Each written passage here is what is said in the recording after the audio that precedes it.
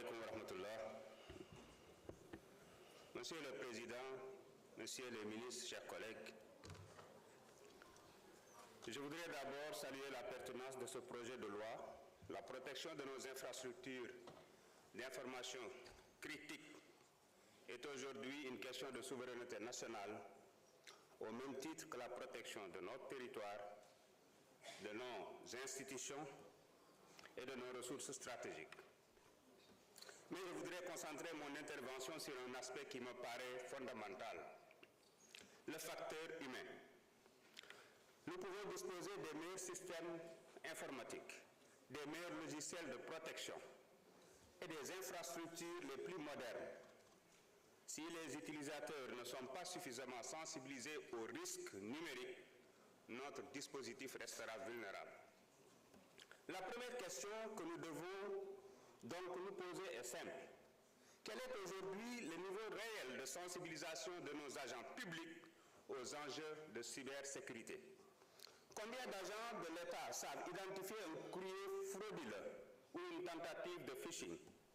Combien connaissent les règles élémentaires de gestion des mots de passe, de protection des données confidentielles ou de sécurisation de leurs appareils? Nous devons faire de la cybersécurité une véritable culture administrative. La formation et la sensibilisation ne devraient plus concerner uniquement les informaticiens ou les spécialistes. Elles doivent être généralisées à l'ensemble des agents de l'État, des administrations centrales aux services déconcentrés, en passant par les collectivités territoriales et les établissements publics. Je pense même qu'un module obligatoire de sensibilisation à la cybersécurité et à la protection des données devrait accompagner la prise de fonction de tout agent public avec des sessions régulières de mise à niveau.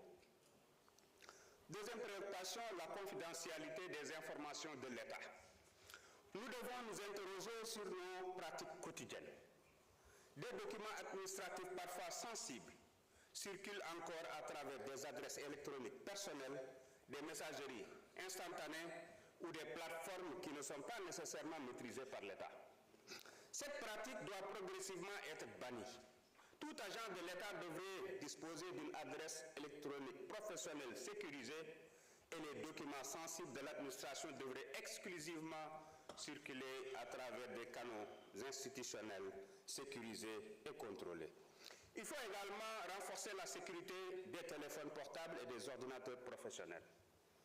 Un téléphone perdu, volé ou compromis peut potentiellement donner accès à des courriers professionnels, des documents administratifs, des contacts ou des informations confidentielles.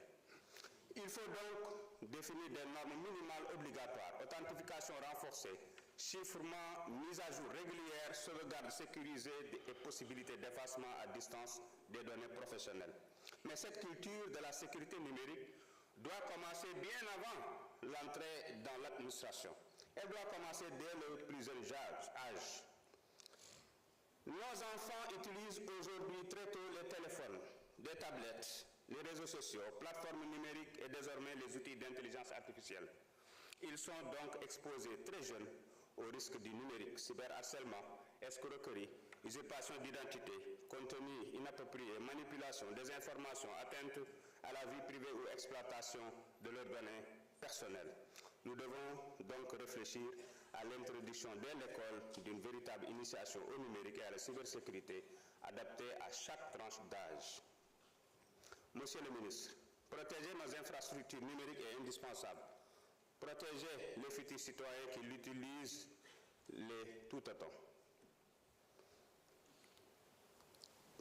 Monsieur le ministre, j'aurais deux questions. Premièrement, le gouvernement envisage-t-il de mettre en place un programme national obligatoire de formation et de sensibilisation à la cybersécurité pour l'ensemble des agents publics, accompagné de référentiels imposant notamment les messageries professionnelles sécurisées et des normes de protection des appareils utilisés dans le cadre professionnel. Deuxièmement, en collaboration avec le ministre chargé de l'Éducation nationale, envisagez-vous d'intégrer progressivement dans les programmes scolaires une initiation numérique à la cybersécurité et à la protection des données personnelles dès le plus jeune âge afin de mieux protéger nos enfants et de former une génération de citoyens numériquement responsables? Parce qu'en définitive, merci. go. Omar Diop se prépare.